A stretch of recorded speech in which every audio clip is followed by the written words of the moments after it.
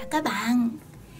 Tháng trước trường của Annie có tổ chức một cái chuyến đi cho tất cả sinh viên. Thì tụi mình đã đi xe buýt xong tới Thanh Đa, xong rồi uống cà phê, chơi lô tô và nói chuyện rất là vui vẻ. Bây giờ mời các bạn xem một số hình ảnh từ chuyến đi ha.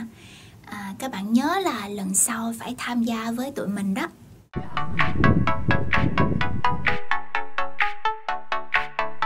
Chúng ta bị lạc đường rồi.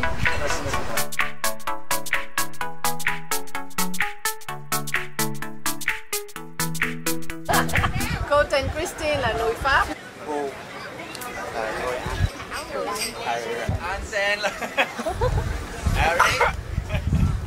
anh là người Đức, anh rất là Will. Anh là người Mỹ.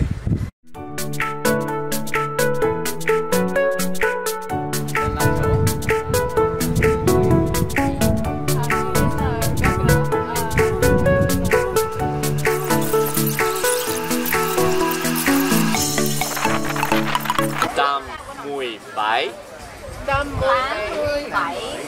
9 9 14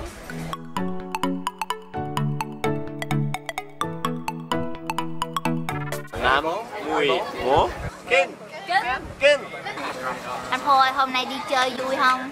Vui Hôm nay chị đi chơi có vui không? Yes, đúng rồi, I guess. Anh ơi, hôm nay anh đi chơi có vui không? Yeah, you lost me.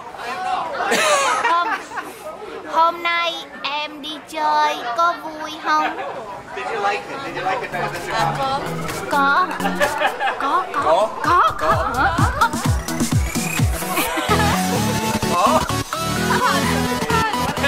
Hôm nay mọi người đi chơi có vui không?